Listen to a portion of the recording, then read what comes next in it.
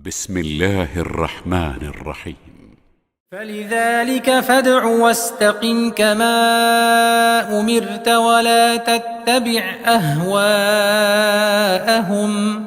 وقل آمنت بما أنزل الله من كتاب وأمرت لأعدل بينكم الله ربنا وربكم لنا أعمالنا ولكم أعمالكم لا حجة بيننا وبينكم الله يجمع بيننا وإليه المصير.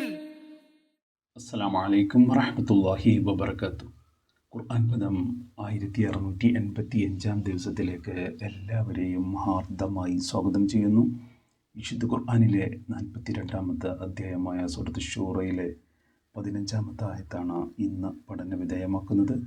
Class ആരംഭിക്കുന്നതിനായി ആദരണീയനായ doctor A.I. വിലായത്തുള്ള സാഹിബിനെ ക്ഷണിക്കുന്നു. അസ്സലാമു അലൈക്കും വറഹ്മത്തുള്ളാഹി വബറകാതുഹു.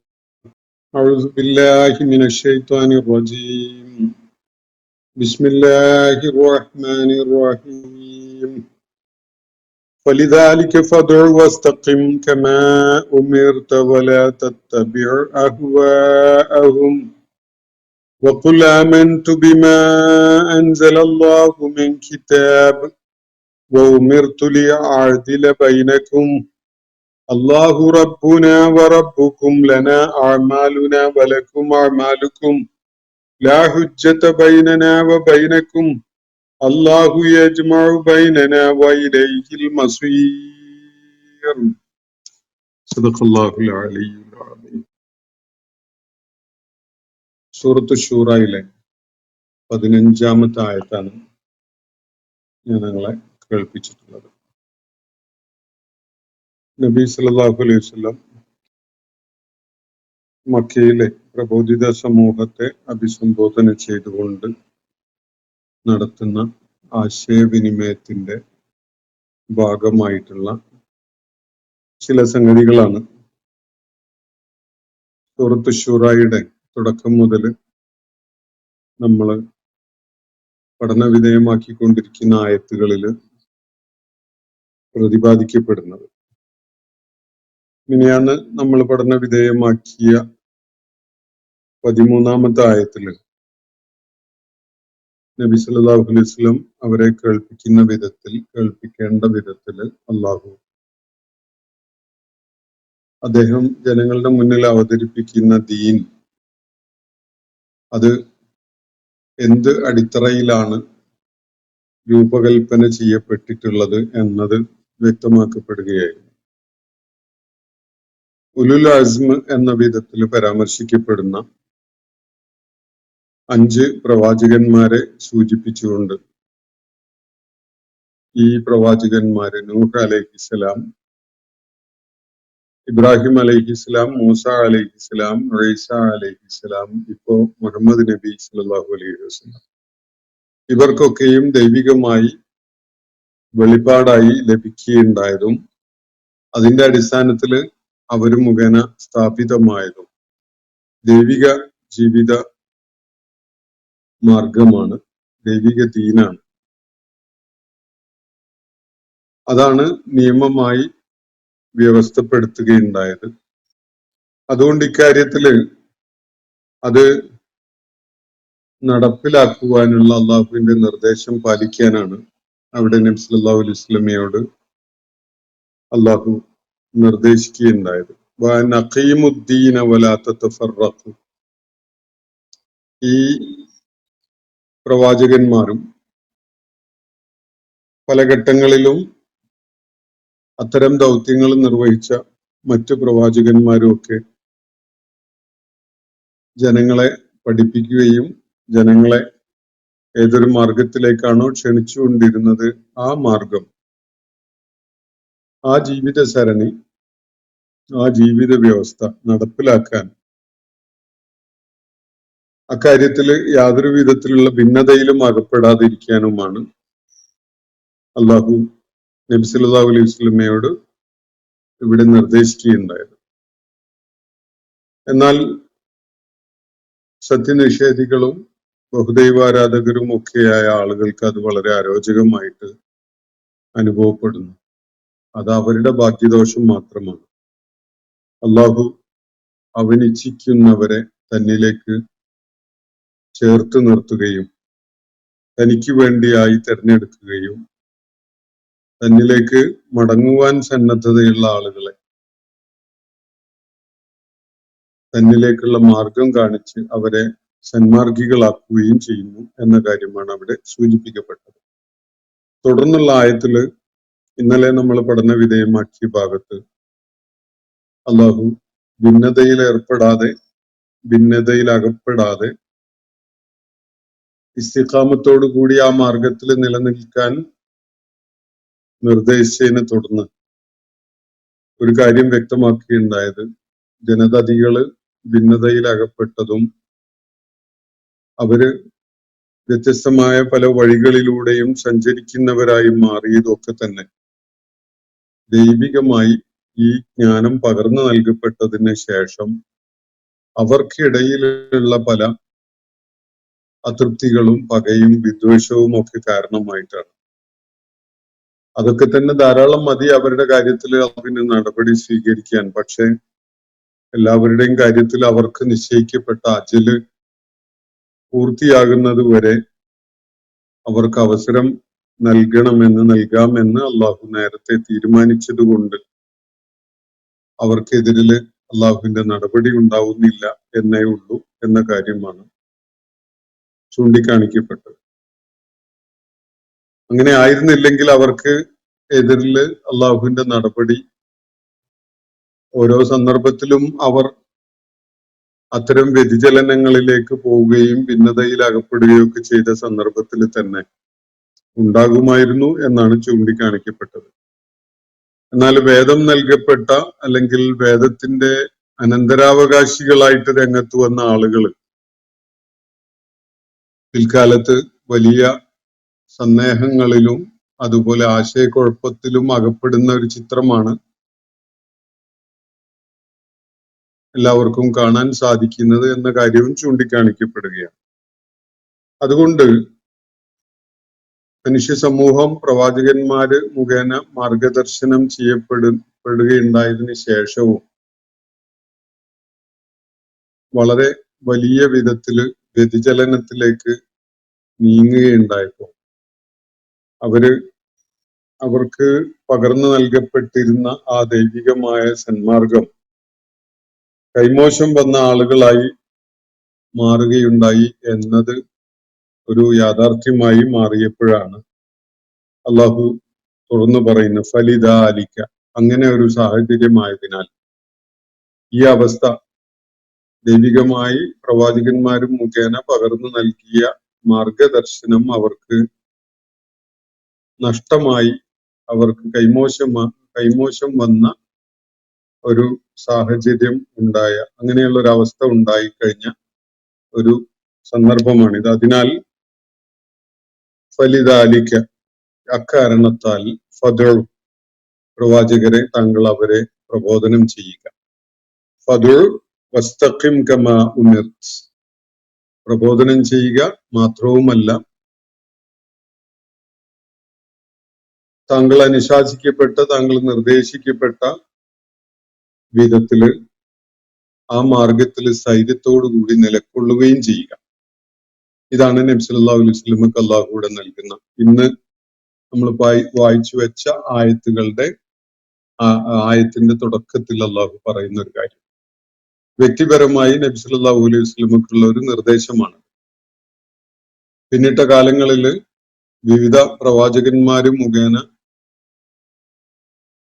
സമൂഹങ്ങളെ അള്ളാഹു സത്യമാർഗത്തിലേക്ക് നയിക്കുകയും അവരെ ആ മാർഗത്തില് നിലക്കൊണ്ടുകൊണ്ട് ഉറച്ചു നിന്നുകൊണ്ട്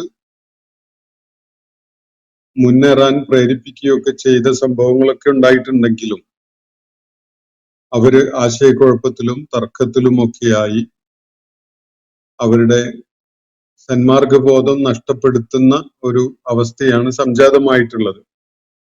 അതിനാൽ ഫലിദാലിക, ഈ ഒരു അവസ്ഥ സംജാതമായിട്ടുണ്ട് എന്നതിനാൽ ഫദുർ, പ്രവാചകരെ താങ്കൾ അവരെ വിളിക്കുക, അവരെ പ്രബോധനം ചെയ്യുക എന്ന് പറഞ്ഞാൽ അവര് പിഴച്ച് തെന്നിമാറി പോയിട്ടുള്ള ആ മാർഗത്തിൽ നിന്ന് തിരിച്ച് സത്യമാർഗത്തിലേക്ക് വരാൻ വേണ്ടി അവരോട് ആവശ്യപ്പെടുക. അതാണ് പ്രബോധനം ചെയ്യുക എന്ന് പറയുന്നതിന്റെ സൂചന. നബി സല്ലല്ലാഹു അലൈഹി വസല്ലം ആദ്യമായിട്ടൊരു വഴി വെട്ടിത്തെളിച്ച് ആളുകളെ അതിലേക്ക് വിളിക്കുകയല്ല ചെയ്യുന്നത്. സത്യമാർഗത്തിൽ നിന്ന് ജനങ്ങൾ പല ഘട്ടങ്ങളിലായിട്ട് അകന്നു പോവുകയും തർക്കത്തിൽ ഏർപ്പെടുകയും ഭിന്നതയിലാവുകയും ആശയക്കുഴപ്പം പേറുന്നവരായി മാറുകയൊക്കെ ചെയ്ത ഒരവസ്ഥയാണല്ലോ ഉള്ളത്. അതുകൊണ്ട് അവരെ വിളിക്കാനാണ്, തിരിച്ചു വരാൻ വേണ്ടി പറയാനാണ് ഇവിടെ അള്ളാഹു നബി സല്ലല്ലാഹു അലൈഹി വസല്ലമയോട് ആവശ്യപ്പെടുന്നത്. ഫദുർ, ഉദുർ എന്ന് പറഞ്ഞാൽ ഭാഷാപരമായിട്ട് വിളിക്കുക എന്നാണ്, ജനങ്ങളെ വിളിക്കാനാണ്. പ്രബോധനം ചെയ്യുക എന്നുള്ളത് അതിന്റെ ഒരു പോളിഷ്ഡ് ആയിട്ടുള്ള ഒരു വിവർത്തനാണ്. ഫദുർ, അവരെ വിളിക്കുക, അവരെ പ്രബോധനം ചെയ്യുക, സത്യമാർഗത്തിലേക്ക് തിരികെ വരാൻ അവരോട് ആവശ്യപ്പെടുക. വസ്തഖിം, ആ വിളിക്കൽ മാത്രം പോരാ, വസ്തഖിം, ആ മാർഗത്തിൽ സ്ഥൈര്യത്തോടുകൂടി നിശ്ചയദാർഢ്യത്തോടുകൂടി നിലകൊള്ളുക. ഇസ്തിഖാമത്ത് എന്ന് പറഞ്ഞാൽ അതാണ്. നമ്മൾ ഉൾക്കൊണ്ട സത്യമാർഗം അതിനെ പൂർണ്ണമായിട്ട് ജീവിതത്തിൽ പ്രയോഗത്തിൽ കൊണ്ടുവന്നുകൊണ്ട് അതിനുവേണ്ടി നിലകൊള്ളുന്ന ഒരാളായി മാറുക. അതാണ് ഇസ്തിഖാമത്ത്. സത്യം മനസ്സിലാക്കി വെച്ചാൽ പോരാ, അത് അറിഞ്ഞാൽ പോരാ, അത് ജീവിതത്തിൽ പ്രയോഗത്തിൽ കൊണ്ടുവന്ന് അതിനുവേണ്ടി നിലകൊള്ളുന്ന ഒരാളായി മാറലാണ് ഇസ്തിഖാമത്ത്. അതുകൊണ്ട് ഫദുർ വസ്തഖിം, ഇസ്തിഖാമത്ത് ചെയ്യുക, സത്യമാർഗത്തിൽ ദൈവിക മാർഗത്തിൽ നിശ്ചയദാർഢ്യത്തോടുകൂടി സ്ഥൈര്യത്തോടുകൂടി ഉറച്ചു നിൽക്കുക.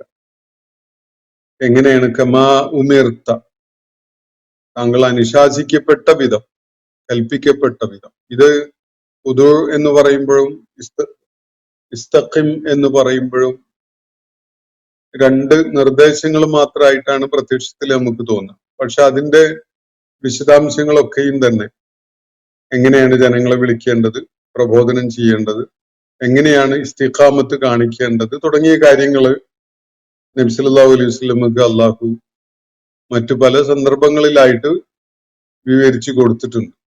അതാണ് ഇവിടെ സൂചിപ്പിക്കുന്നത്. വസ്തഖിം കമാ ഉമിർത്ത. ആ കമാ ഉമിർത്ത എന്നത് ഉദുർ എന്ന സംഗതിയിലേക്കും ചേർത്ത് പറയാം. ഉദുർ കമാ ഉമിർത്ത എന്നും മനസ്സിലാക്കാം. പ്രബോധനം ചെയ്യുക, അള്ളാഹു താങ്കളോട് ഏത് വിധത്തിലാണോ കൽപ്പിച്ചിട്ടുള്ളത്, അല്ലെങ്കിൽ താങ്കൾ ഏത് വിധത്തില് അത് നിർവഹിക്കാനാണ് കൽപ്പിക്കപ്പെട്ടിട്ടുള്ളത്, ആ വിധത്തില് അത് നിർവഹിക്കുക. പ്രബോധനം ചെയ്യുക, സ്ഥൈര്യത്തോടുകൂടി നിലകൊള്ളുകയും ചെയ്യുക.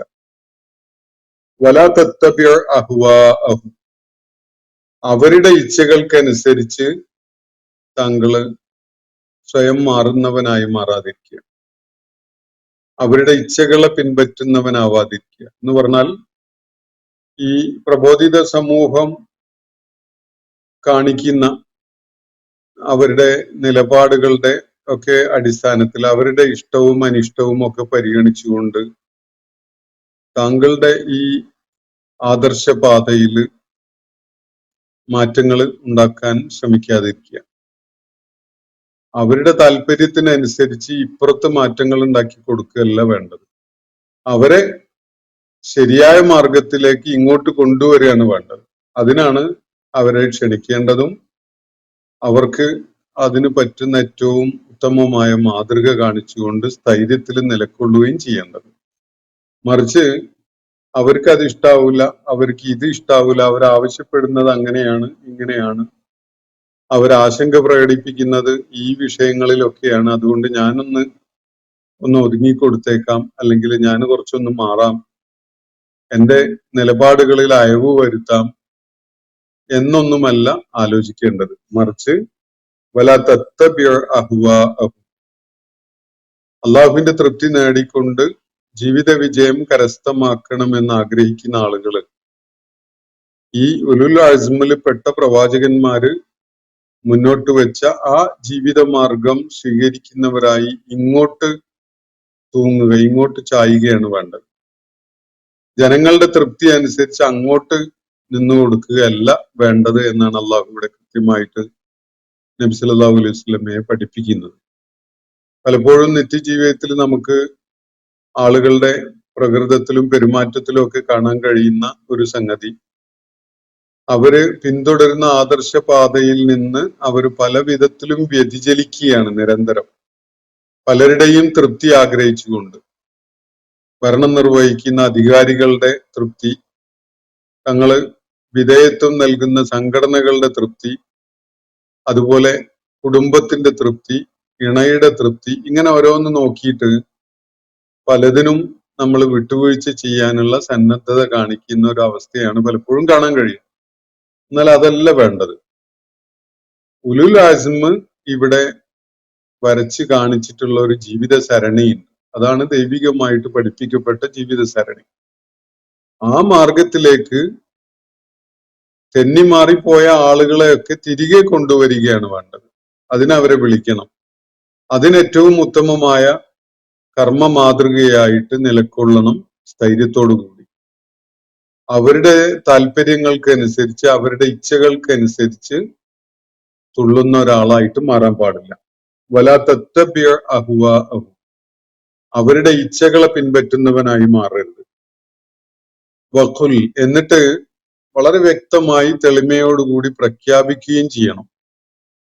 അത് ഒരു ഭാഗത്ത് അത് നിർവഹിക്കുമ്പോൾ തന്നെ വളരെ ക്രിസ്റ്റൽ ക്ലിയർ ആയിട്ടുള്ള ഒരു നിലപാട് അവരുടെ മുന്നിൽ യാതൊരുവിധ സംശയത്തിനും ഇട നൽകാത്ത വിധത്തിൽ അത് പ്രഖ്യാപിക്കുകയും വേണം.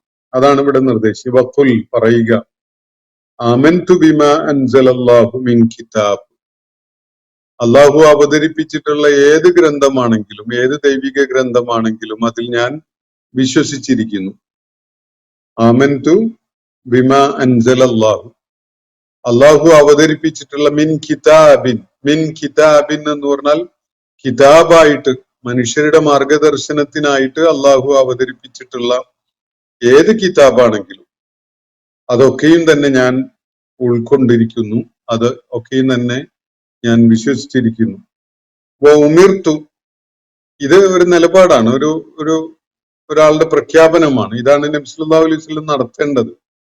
ആശയപരമായ വ്യക്തത സമൂഹത്തിന് ഉണ്ടാവണം. നബി സല്ലല്ലാഹു അലൈഹി വസല്ലമയുടെ നിലപാട് എന്താണ്, ഓരോ സമൂഹങ്ങളോടും അല്ലെങ്കിൽ വിശ്വാസധാരകളോടും നബി സല്ലല്ലാഹു അലൈഹി വസല്ലം വെച്ച് പുലർത്തുന്ന നിലപാട് എന്താണ് എന്നതിൽ യാതൊരു ആശയക്കുഴപ്പവും ഉണ്ടാവരുത്.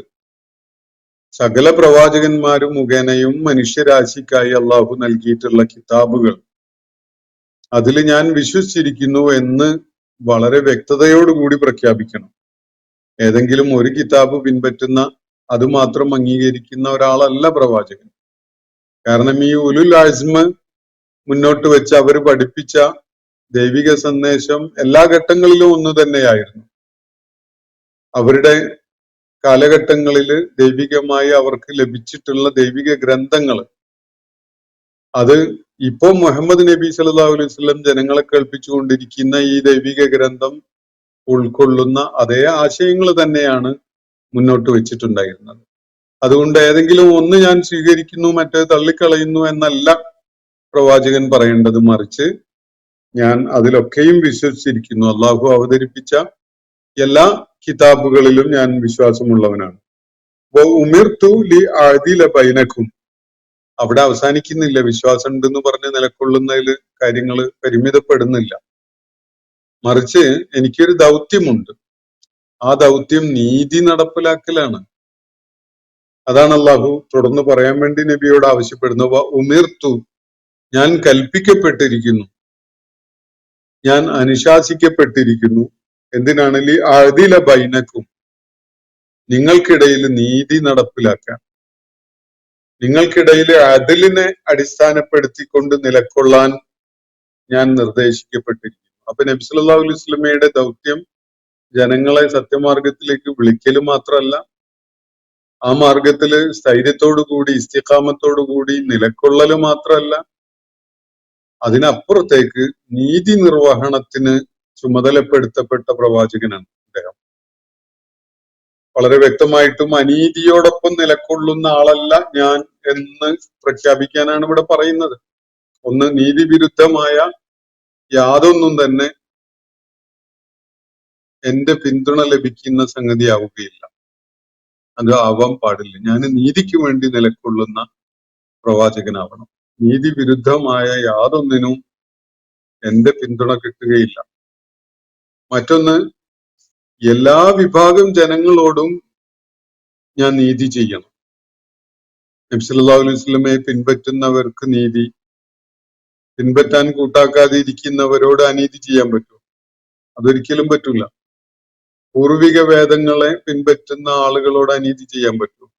മുശ്രിക്കുകളോടും കുഫാറുകളോടും അനീതി ചെയ്യാൻ പറ്റും?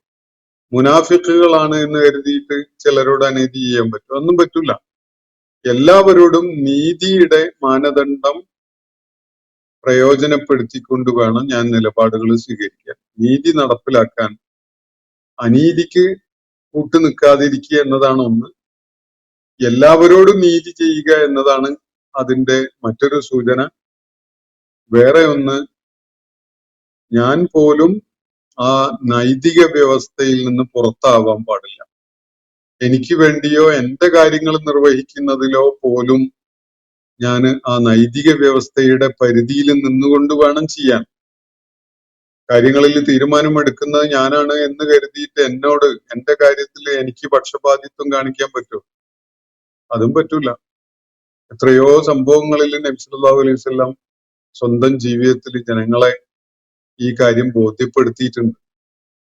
നീതി നിർവഹിക്കേണ്ടി വരുമ്പോ അത് തനിക്കെതിരാണെങ്കിൽ പോലും അത് നടപ്പിലാക്കാൻ വേണ്ടി നബി സല്ലല്ലാഹു അലൈഹി വസല്ലം കൽപ്പിച്ച എത്രയോ സംഭവങ്ങൾ ചരിത്രത്തിൽ രേഖപ്പെട്ട് കിടക്കുന്നുണ്ട്. ഞാൻ അതിന്റെ വിശദാംശങ്ങളിലേക്ക് പോവുകയല്ല.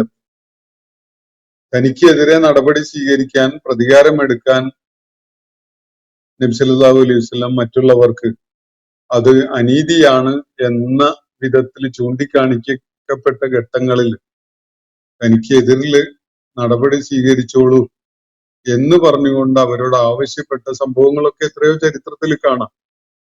അപ്പൊ ഒന്ന്, നീതി വിരുദ്ധമായ യാതൊന്നും എനിക്ക് ചെയ്യാൻ പാടില്ല. രണ്ടാമത്തത്, എന്റെ കാര്യങ്ങൾ നിർവഹിക്കുന്ന രീതിയിൽ എല്ലാവരോടും നീതി ചെയ്യുന്ന നിലപാടായിരിക്കണം ഉണ്ടാവേണ്ടത്. നീതിയുടെ ആ വ്യവസ്ഥയിൽ ഞാനും ഉൾപ്പെടും. അത് എന്റെ കാര്യമാണ് എന്ന് കരുതിയിട്ട് നീതിയുടെ അളവുകോലില്ലാതെ കൈകാര്യം ചെയ്യാൻ എനിക്ക് പറ്റില്ല. അതേപോലെ തന്നെ മറ്റൊരു സംഗതി, ഇത് മക്കയിൽ അവതരിച്ച സൂറത്താണ്, സൂറത്ത് ശൂറ. മക്കയിൽ ഈ നിർദ്ദേശം വന്നു എങ്കിലും അത് പ്രയോഗത്തിൽ കൊണ്ടുവരുന്നത് മദീനയിലാണ്. വേറൊരു ഈ നാലാമത്തെ അർത്ഥത്തിൽ അതെന്താണ്? നിങ്ങൾക്കിടയിൽ നീതിയുടെ അടിസ്ഥാനത്തിൽ വിധി കൽപ്പിക്കുന്ന ന്യായാധിപനായിട്ട് ഞാൻ നിശ്ചയിക്കപ്പെട്ടിരിക്കുന്നു എന്നാണ് അതിന്റെ അർത്ഥം. പക്ഷെ അത് പ്രയോഗത്തിൽ വരുന്നത് നബി സല്ലല്ലാഹു അലൈഹി വസല്ലം ഹിജ്റ ചെയ്ത് മദീനയിലെത്തി അദ്ദേഹത്തിന്റെ നീതി നിർവഹണത്തിനുള്ള സംവിധാനം മദീനയിലെ മസ്ജിദുൻ നബവിയെ ആസ്ഥാനമാക്കിക്കൊണ്ട് പ്രവർത്തനം ആരംഭിച്ചത് മുതലാണ് അത് പ്രയോഗത്തിൽ നടപ്പിലാക്കുന്ന ഒരാളായിട്ട് നബി സല്ലല്ലാഹു അലൈഹി വസല്ലം രംഗത്ത് വരുന്നത്. അപ്പൊ ഇവിടെ നിർദ്ദേശം കുറച്ച് നേരത്തെ തന്നെ നൽകപ്പെട്ടിരിക്കുകയാണ്. അതിന് ആ ഘട്ടത്തിൽ ആളുകൾ മനസ്സിലാക്കിയതിനപ്പുറത്തേക്കുള്ള ഒരു അർത്ഥതലം നബി സല്ലല്ലാഹു അലൈഹി വസല്ലമയും ആണ് ആ സമൂഹത്തിന്റെ ന്യായാധിപനായിട്ട് പ്രവർത്തിക്കേണ്ടത് എന്ന കാര്യം ഉൾക്കൊണ്ടുകൊണ്ടുള്ള കാര്യങ്ങൾ, പ്രവർത്തനങ്ങൾ നടപ്പിലാക്കപ്പെടുന്നത് മദീനയിലേക്ക് പലായനം ചെയ്തതിന് ശേഷമാണ് എന്നതാണ് നമ്മൾ ചരിത്രപരമായി ഉൾക്കൊള്ളുന്ന ഒരു കാര്യം.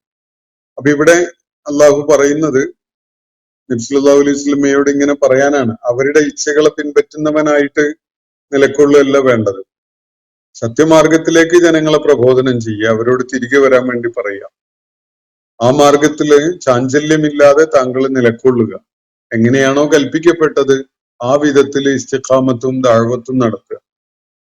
അവരുടെ ഇച്ഛകളുടെ പുറകെ പോയിട്ട് താങ്കളെ ഏൽപ്പിച്ച ഈ ദീനിനെ രൂപഭേദം വരുത്തി അവർക്ക് തൃപ്തിയുള്ള വിധത്തിലാക്കി കൊടുക്കുകയല്ല വേണ്ടത്.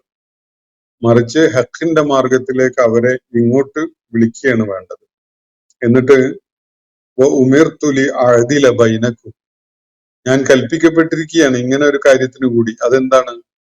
നിങ്ങൾക്കിടയിൽ നീതി നിർവഹണം നടത്താനാണ് ഞാൻ ചുമതലപ്പെടുത്തപ്പെട്ടിരിക്കുന്നത്, കൽപ്പിക്കപ്പെട്ടിരിക്കുന്നത്. അല്ലാഹു റബ്ബുന വ റബ്ബുക്കും, എന്റെ മാത്രം റബ്ബല്ല അല്ലാഹു, നിങ്ങളുടെ കൂടി റബ്ബാണ്. അല്ലാഹു റബ്ബുന വ റബ്ബുക്കും, നമ്മുടെ റബ്ബ് മാത്രമല്ല. ആരോടെങ്കിലും അനീതി ചെയ്താൽ അത് അല്ലാഹു നോക്കി നിൽക്കൂല. അള്ളാഹുവിന്റെ നടപടി അക്കാര്യത്തിൽ ഉണ്ടാകും. നമ്മുടെ പ്രതിയോഗികളാണ്, ശത്രുക്കളാണ് എന്നതൊന്നും അനീതി ചെയ്യാനുള്ള ന്യായമായിട്ട് അള്ളാഹു അംഗീകരിക്കുന്നില്ല. കാരണം നമ്മുടെ റബ്ബാണ് അള്ളാഹു എന്ന പോലെ തന്നെ നമ്മുടെ ശത്രുക്കളുടെയും റബ്ബ് അള്ളാഹു തന്നെയാണ്. അവരോട് അനീതി ചെയ്യാൻ ഒരിക്കലും തന്നെ അള്ളാഹു അനുവാദം നൽകുന്നില്ല. ഈ പറഞ്ഞതിന്റെ സൂചന അതാണ്. അള്ളാഹു റബ്ബുന വ റബ്ബുക്കും, അള്ളാഹു നമ്മുടെ റബ്ബാണ് എന്ന പോലെ തന്നെ നിങ്ങളുടെയും റബ്ബാണ്. അതാണ് കാര്യം. അപ്പൊ നീതി നിർവഹിക്കാൻ, നീതിപൂർവകം കാര്യങ്ങളിൽ വിധിക്കാൻ, ജനങ്ങൾക്കിടയിലുള്ള തർക്കങ്ങൾ നീതിപൂർവം പരിഹരിക്കാൻ, അവർക്കിടയിലുള്ള വിയോജിപ്പുകൾക്ക് നീതിയുടെ അടിസ്ഥാനത്തിൽ പരിഹാരം കണ്ടെത്താൻ ചുമതലപ്പെടുത്തപ്പെട്ടിരിക്കുകയാണ് അള്ളാഹുവിന്റെ പ്രവാചകൻ. എന്ന് പറഞ്ഞാൽ അദ്ദേഹം ന്യായാധിപനായിട്ട് ചുമതലയേൽക്കുകയാണ്. അത് കുറഞ്ഞ വർഷങ്ങൾക്കുള്ളിൽ തന്നെ സംഭവിക്കുന്നു മദീനയിൽ എത്തുന്നതോടെ. അപ്പോ അള്ളാഹു റബ്ബുന വ റബ്ബുക്കും, എന്നിട്ട് അള്ളാഹു തുടർന്ന് പറയുകയാണ് ലന അഅ്മാലുന വലക്കും അഅ്മാലുക്കും. ഇതാണ് നബി സല്ലല്ലാഹു അലൈഹി വസല്ലം അവരെ കേൾപ്പിക്കേണ്ടത്. നബി സല്ലല്ലാഹു അലൈഹി വസല്ലം പറയുന്നതായിട്ടുള്ള ഒരു ശൈലിയിലാണ് ഈ പ്രഖ്യാപനങ്ങൾ. ലന അഅ്മാലുന, ഞങ്ങളുടെ കാര്യം നിർണയിക്കപ്പെടുന്നത് ഞങ്ങളുടെ കർമ്മങ്ങളുടെ അടിസ്ഥാനത്തിലാണ്. ഞങ്ങളുടെ കർമ്മങ്ങളെ വിലയിരുത്തിയിട്ട് നിങ്ങളുടെ കാര്യം തീരുമാനിക്കപ്പെടൂല കേട്ടോ. അതുകൊണ്ട് ഞങ്ങള് നല്ലവരായി അല്ലെ മോശം കാര്യങ്ങൾ ചെയ്യുന്നവരായി എന്നതിന്റെ ഗുണമോ ദോഷമോ ഒന്നും നിങ്ങൾ കേൾക്കേണ്ടി വരില്ല. അതുപോലെ തന്നെ വലക്കും അഅ്മാലുക്കും, നിങ്ങളുടെ കാര്യങ്ങൾ തീരുമാനിക്കപ്പെടുന്നത് നിങ്ങളുടെ കർമ്മങ്ങളുടെ അടിസ്ഥാനത്തിലാണ്. നിങ്ങൾക്കുള്ളത് നിങ്ങളുടെ കർമ്മം, ഞങ്ങൾക്കുള്ളത് ഞങ്ങളുടെ കർമ്മം. ലന അഅ്മാലുന, ഞങ്ങൾക്ക് ഞങ്ങളുടെ കർമ്മങ്ങൾ, വലക്കും അഅ്മാലുക്കും, നിങ്ങൾക്ക് നിങ്ങളുടെ കർമ്മങ്ങൾ. ഞങ്ങളുടെ നന്മയായാലും തിന്മയായാലും അതിന്റെ യാതൊരു പങ്കും നിങ്ങൾ പേറേണ്ടി വരില്ല. നിങ്ങളുടെ കർമ്മങ്ങളുടെ ഭവിഷ്യത്തുക്കള് അല്ലെ അനന്തരഫലങ്ങള് അത് ഞങ്ങളും പേറേണ്ടതില്ല. നിങ്ങളുടെ കർമ്മങ്ങളുടെ ആഫ്റ്റർ ഇഫക്ട്സ്, ഗുണം, ഫലം നിങ്ങൾക്ക്, ഞങ്ങളുടേത് ഞങ്ങൾക്ക്. ലാ ഹുജ്ജത ബൈനന വ ബൈനക്കും, ഞങ്ങൾക്കും നിങ്ങൾക്കും ഇടയിൽ ഒരു തർക്കമില്ല, ഒരു വഴക്കില്ല, അതിന്റെ ആവശ്യമില്ല. കാരണം ഇത് വ്യക്തമായ ഫുർഖാൻ അടിസ്ഥാനപ്പെടുത്തിക്കൊണ്ടുള്ള ഒരു പദ്ധതിയാണ്. കാര്യങ്ങളിൽ ഭയങ്കര തെളിമയാണ്, വ്യക്തതയാണ്. അതുകൊണ്ട് ഇവിടെ സന്ദേഹത്തിനോ ആശയക്കുഴപ്പത്തിനോ ഒന്നും അവസരമില്ല. പൂർവിക സമൂഹങ്ങള് വ്യക്തമായ മാർഗദർശനം നൽകപ്പെട്ടതിന് ശേഷവും അവരുടെ ആശയക്കുഴപ്പത്തിലേക്ക് കൂപ്പുകുത്തുകയുണ്ടായി എന്നാണല്ലോ ഖുർആൻ തൊട്ട് മുകളിൽ പരാമർശിച്ചിട്ടുള്ളത്. അതുപോലെ ഒരു കാലഘട്ടത്തിലൂടെയാണ് നമ്മൾ കടന്നു പോകുന്നത്. ഇസ്ലാമിക സമൂഹം പൂർവിക പ്രവാചകന്മാരിലൂടെ പകർന്നു നൽകപ്പെട്ടത് മാത്രമല്ല, മുഹമ്മദ് നബി സല്ലല്ലാഹു അലൈഹി വസല്ലം മുഖേന പഠിപ്പിക്കപ്പെട്ട വിശുദ്ധ ഖുർആനും അതിന് വിശദീകരണമായിട്ട് ഇസ്തിഖാമത്തിന്റെ പ്രത്യക്ഷ രൂപമായിട്ട് നബി സല്ലല്ലാഹു അലൈഹി വസല്ലം നമ്മുടെ മുന്നിൽ തീർത്ത കർമ്മ മാതൃകയും, ഇത് രണ്ടും വ്യക്തതയോടുകൂടി നമ്മുടെ മുന്നിൽ നിലനിൽക്കുന്നുണ്ട്. ഈ ഒരു ഘട്ടത്തിലാണ് ആളുകള് പരസ്പരം പഴിചാരുകയും ആക്ഷേപിക്കുകയും അതുപോലെ തെറി വിളിക്കുകയൊക്കെ ചെയ്യുന്ന വിധത്തില് അള്ളാഹുവിന്റെ ദീനിന്റെ മാർഗത്തിലേക്ക് വന്ന ആളുകൾ തന്നെ ആശയക്കുഴപ്പങ്ങളുടെ വലിയ ഒരു ലോകം തന്നെ സൃഷ്ടിച്ചുകൊണ്ടിരിക്കുന്നത്. പല വിധത്തിലുള്ള ആക്ഷേപങ്ങളും തർക്കങ്ങളുമാണ്. എന്തിനാ ഈ തർക്കം, എന്തിനാണ് ഈ ആക്ഷേപമൊക്കെ? അള്ളാഹുവിന്റെ ഫുർഖാൻ നമ്മുടെ മുന്നിലുണ്ട്. കാര്യങ്ങൾ ശരിയേത് തെറ്റേത്, ഏതൊക്കെ കൂട്ടര് ഏതൊക്കെ വിഷയങ്ങളിൽ വ്യതിചലിച്ചു, ഏതൊക്കെ കൂട്ടര് ഏതൊക്കെ വിഷയങ്ങളിൽ ഉറച്ചു നിൽക്കുന്നു, സത്യമാർഗത്തിൽ നിലകൊള്ളുന്നു, ഇതൊക്കെയും മനസ്സിലാക്കാൻ അള്ളാഹു നമുക്ക് തന്നിട്ടുള്ള മാനദണ്ഡം മുന്നിലുണ്ടല്ലോ.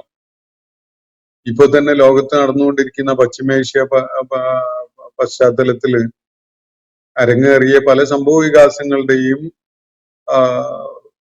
സാഹചര്യത്തില് വളരെ പക്ഷപാതപരമായിട്ടും വളരെ ഭാഗികമായ ധാരണയുടെ അടിസ്ഥാനത്തിലുമാണ് പലരും അഭിപ്രായങ്ങൾ രൂപപ്പെടുത്തുകയും പരസ്യമായിട്ട് അത് പറയുകയൊക്കെ ചെയ്തുകൊണ്ടിരുന്നത്. സ്വന്തം നിലപാടുകളുടെ അപൂർണതയും സ്വന്തം നിലപാടുകളിലെ വൈകല്യങ്ങളും കാണാൻ ഈ കിതാബിന്റെ അടിസ്ഥാനത്തിൽ ശ്രമിക്കാതെ മറ്റുള്ളവരുടെ പോരായ്മകൾ വിളിച്ചു പറയുന്നതിലാണ് പലരും വലിയ വ്യഗ്രത കാണിക്കുകയുണ്ടായത്. അവരെ കാഫിറാക്കുന്നതിലും അവര് നരകത്ത് പോകുമെന്ന് ഉറപ്പിച്ചു പറയുന്നതിലൊക്കെയാണ് ആളുകൾ വല്ലാത്ത വീറും വാശിയൊക്കെ കാണിക്കുന്നത് നമുക്ക് കാണാൻ സാധിച്ചത്. ഞാൻ അതിനെ വിലയിരുത്തുകയല്ല, പക്ഷെ അങ്ങനെ പറയുന്ന ആളുകളും എവിടെയാണ് നിലകൊള്ളുന്നത് എന്നത് അവർ പരിശോധിക്കേണ്ടതുണ്ട്. അള്ളാഹുവിന്റെ കിതാബിന്റെ പൂർണ്ണതയോടുകൂടി അതിന്റെ അഖീദയുടെ ശരിയായ അടിത്തറ പൂർണ്ണതയോടുകൂടി സ്വീകരിക്കാൻ അവർ സന്നദ്ധരായിട്ടുണ്ടോ എന്നത് നമ്മുടെ കാഴ്ചവട്ടത്ത് തന്നെ തെളിവുകൾ ഇങ്ങനെ നമ്മളെ കുറിച്ച് നോക്കുകയാണ്.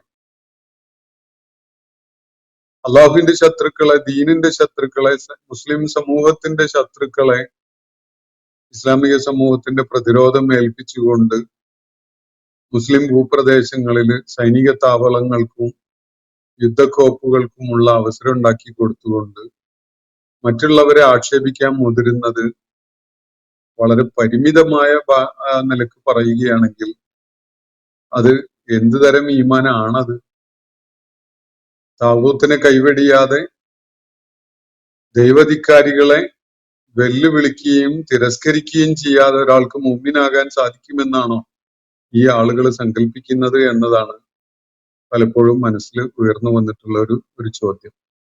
അപ്പൊ ഇവിടെ വിഷയം മാനദണ്ഡം അള്ളാഹുവിന്റെ കിതാബ്, അതുപോലെ ഇസ്തിഖാമത്തിന്റെ ആൾരൂപമായിട്ട് നമ്മുടെ മുന്നിലുള്ള നബി സല്ലല്ലാഹു അലൈഹി വസല്ലമയുടെ ജീവിതം, ഇത് രണ്ടും മുന്നിൽ കണ്ടുകൊണ്ട് മുന്നിൽ വെച്ചുകൊണ്ട് കാര്യങ്ങൾ വിലയിരുത്തുമ്പോ ലാ ഹുജ്ജത ബൈനനാ വ ബൈനക്കും, നമുക്കും അവർക്കും ഇടയിൽ അല്ലെങ്കിൽ നിങ്ങൾക്കും ഇടയിൽ ലാ ഹുജ്ജ, ഒരു തർക്കം വേണ്ടതില്ല, ഒരു ആശയ അനൈക്യം ആവശ്യമില്ല, ഒരു വാഗ്വാദമോ സംഘട്ടനമോ ഒന്നും ആവശ്യമില്ല. ലാ ഹുജ്ജത ബൈനനാ വ ബൈനക്കും. ഹുജ്ജത്ത് എന്നതിന് പല സന്ദർഭങ്ങളിലും വ്യത്യസ്തമായ അർത്ഥങ്ങളാണുള്ളത്. ഇവിടെ ഈ തർക്കത്തിൽ ഏർപ്പെടുക എന്ന അർത്ഥത്തില് തുഹാജൂന എന്നൊക്കെ ഖുർആനിൽ ഉപയോഗിക്കുന്ന ആ പദം ഉപയോഗിക്കുന്നത് കാണാൻ കഴിയും. വേറെ ചിലയിടങ്ങളിൽ അത് തെളിവ്, ദൃഷ്ടാന്തം എന്നൊക്കെയുള്ള അർത്ഥത്തിൽ ഉപയോഗിച്ച് കാണാൻ കഴിയും. വേറെ ചിലയിടത്ത് ചില ന്യായ തലങ്ങൾ എന്ന അർത്ഥത്തിലും ഈ ഹുജ്ജത്ത് ഉപയോഗിച്ച് കാണാൻ സാധിക്കും. അപ്പൊ ഇവിടെ ലാ ഹുജ്ജത്ത് ബൈനന എന്ന് പറയുന്നത് ഈ വ്യത്യസ്ത അർത്ഥങ്ങളുടെ ഒക്കെ ഒരംശം ഇതിൽ അടങ്ങിയിട്ടുണ്ടെങ്കിലും ഇവിടെ നൽകുന്ന സൂചന നമുക്കും നിങ്ങൾക്കും ഇടയിൽ ഒരു തർക്കം വേണ്ടതില്ല. കാരണം മാനദണ്ഡം ഇവിടെ ഉണ്ട്. എന്തിനാ തർക്കിക്കണത്? അള്ളാഹുവിന്റെ കിതാബ് അങ്ങ് നിവർത്തി വെച്ചു കഴിഞ്ഞാൽ എന്റെ പോരായിക എനിക്ക് ബോധ്യപ്പെടണം, നിങ്ങളുടെ പോരായിക നിങ്ങൾക്ക് ബോധ്യപ്പെടണം. പിന്നെ എന്തിനാ തർക്കം?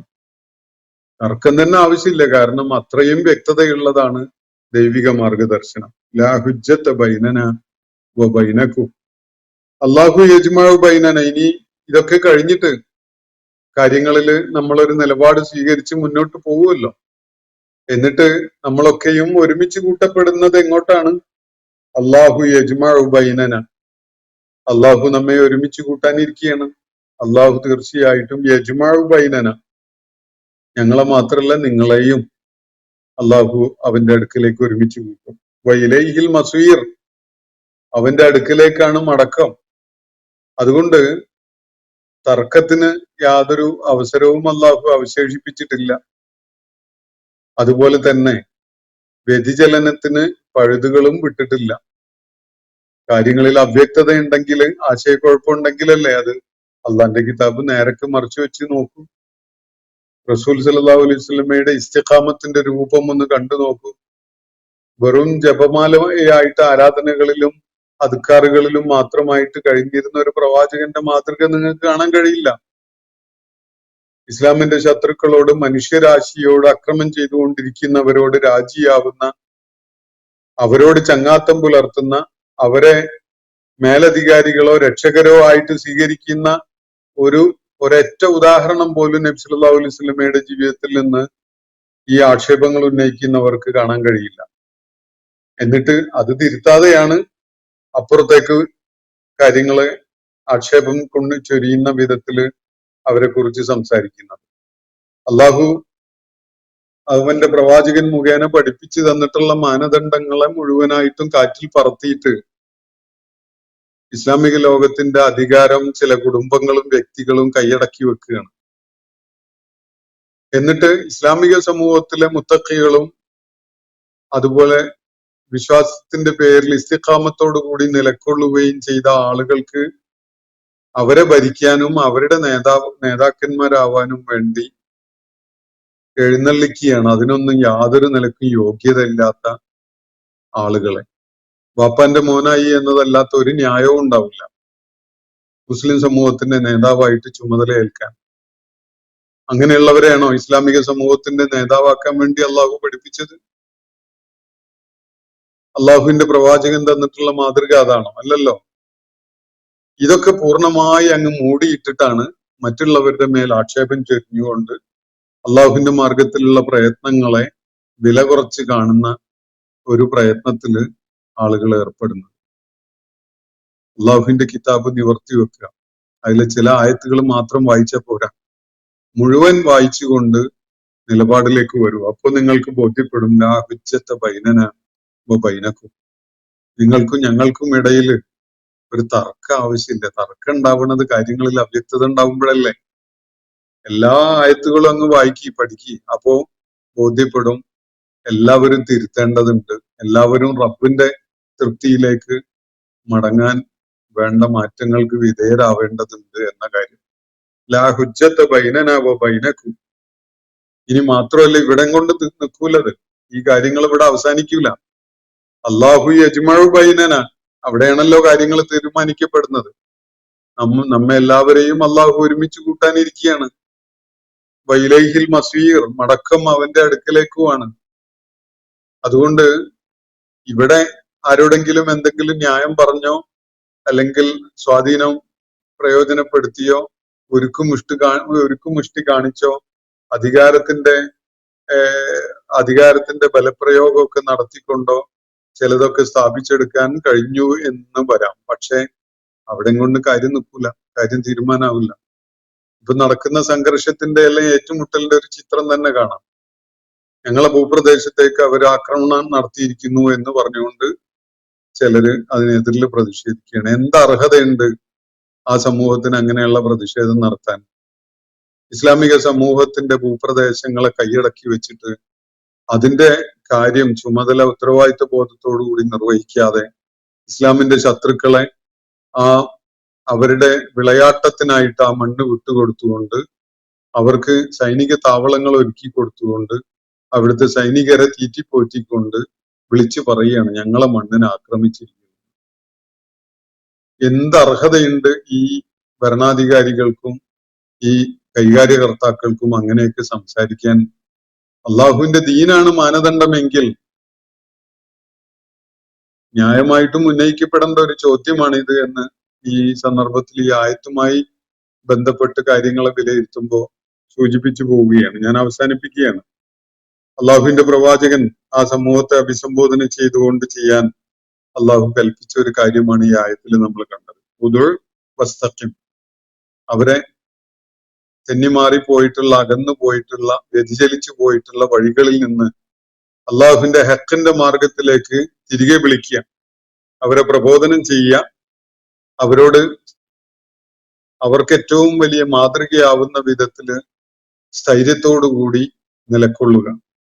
എന്നിട്ടോ അള്ളാഹു കൽപ്പിച്ച വിധത്തിൽ തന്നെയാണ് രണ്ടും ചെയ്യേണ്ടത്. അവരുടെ ഇച്ഛക്കനുസരിച്ച് താങ്കൾ മാറിക്കൊടുക്കുകയല്ല വേണ്ടത്. താങ്കള് എന്തെങ്കിലുമൊക്കെ പോളിസിയിൽ, നയത്തിൽ, നിലപാടിൽ മാറ്റമുണ്ടാക്കി അവരെ തൃപ്തിപ്പെടുത്തുകയല്ല വേണ്ടത്. മറിച്ച് ഹക്കിന്റെ മാർഗത്തിലേക്ക് പൂർണ്ണതയോടുകൂടി അവരോട് ഇങ്ങോട്ട് വരാൻ ആവശ്യപ്പെടുകയാണ് വേണ്ടത്. അവരാണ് മാറ്റങ്ങൾക്ക് വിധേയമാവേണ്ടത്. താങ്കളാണ് മാതൃക. ഇതാണ് അള്ളാഹു പറയുന്നത്. ഉദുർ വസ്തഖിം. ഇത് രണ്ടും നബി സല്ലല്ലാഹു അലൈഹി വസല്ലം ചെയ്തു കഴിഞ്ഞാൽ പിന്നെ മാറേണ്ടത് അവരാണ്. അവര് വരട്ടെ തെറ്റ് തിരുത്തി. ഇതാണ് അള്ളാഹു ഇവിടെ നബി സല്ലല്ലാഹു അലൈഹി വസല്ലമയോട് പറയുന്നത്. അവർക്ക് വേണ്ടി താങ്കൾ സ്വയം മാറ്റത്തിന് വിധേയമാവുകയോ അല്ലെങ്കിൽ എന്തെങ്കിലുമൊക്കെ ആദർശപരമായി കോംപ്രമൈസിന് സന്നദ്ധമാവുകയോ അല്ല വേണ്ടത്. എന്നിട്ട് വളരെ തെളിമയോടെ പ്രഖ്യാപിക്കുക, വഖുൽ ആമൻതു ബിമാ അൻസലല്ലാഹു മിൻ കിതാബിൻ. അള്ളാഹു അവതരിപ്പിച്ച എല്ലാ ഗ്രന്ഥങ്ങളും എല്ലാ കിതാബുകളും ഞാൻ വിശ്വസിച്ചിരിക്കുന്നു. വഉമിർതു ലിഅഅദില ബൈനക്കും. നിങ്ങൾക്കിടയിൽ നീതി സംസ്ഥാപിക്കുന്നവനായി നിലകൊള്ളാനാണ് ഞാൻ കൽപ്പിക്കപ്പെട്ടിരിക്കുന്നത്. അല്ലാഹു റബ്ബുനാ വ റബ്ബുക്കും. നിങ്ങളുടെയും എന്റെയും ഒക്കെ റബ്ബായിട്ട്, സാക്ഷിയായിട്ട്, കാര്യങ്ങളിൽ തീർപ്പ് കൽപ്പിക്കുന്നവനായിട്ട് അള്ളാഹു തന്നെയാണുള്ളത്. ലനാ അഅ്മാലുന വലക്കും അഅ്മാലുക്കും. ഞങ്ങൾക്ക് ഞങ്ങളുടെ പ്രവർത്തനങ്ങളുടെ ഫലമുണ്ട്, നിങ്ങൾക്ക് നിങ്ങളുടേതും. ലാ ഹുജ്ജത ബൈനന വ ബൈനക്കും. ഞങ്ങൾക്കും നിങ്ങൾക്കും ഇടയിൽ ഒരു തർക്കത്തിന് പോലും ഇവിടെ സ്പേസ് ഇല്ല. അത്രയും വ്യക്തതയുള്ള കാര്യങ്ങളാണ് നമ്മളുടെ മാനദണ്ഡമായിട്ടുള്ളത്. അല്ലാഹു യജ്മഉ ബൈനന വ ഇലൈഹിൽ മസീർ. നമ്മളെല്ലാവരെയും ഒരുമിച്ച് കൂട്ടാൻ അള്ളാഹു ഒരുങ്ങിയിരിക്കുകയാണ്. അവന്റെ അടുക്കലേക്കാണ് നമ്മളൊക്കെയും തിരിച്ചു പോകാനിരിക്കുന്നത്. ഇങ്ങനെ പറഞ്ഞ് അവസാനിപ്പിക്കാനാണ് നബി സല്ലല്ലാഹു അലൈഹി വസല്ലമയുടെ അള്ളാഹു നിർദ്ദേശം നൽകുന്നത്. വാഖിറു ദഅ്വാന അനിൽ ഹംദുലില്ലാഹി റബ്ബിൽ ആലമീൻ. അസ്സലാമു അലൈക്കും വറഹ്മത്തുള്ളാഹി വബറകാതുഹു. ഇന്നത്തെ ഖുർആൻ പദം ഇവിടെ സമാപിക്കുന്നു. ഖുർആൻ പഠനത്തിൽ പങ്കെടുത്ത എല്ലാവർക്കും അല്ലാഹു അർഹമായ പ്രതിഫലം നൽകി അനുഗ്രഹിക്കട്ടെ. വആഖിറു ദഅ്വാന അനിൽ ഹംദുലില്ലാഹി റബ്ബിൽ ആലമീൻ. അസ്സലാമു അലൈക്കും വറഹ്മത്തുള്ളാഹി വബറകാതുഹു.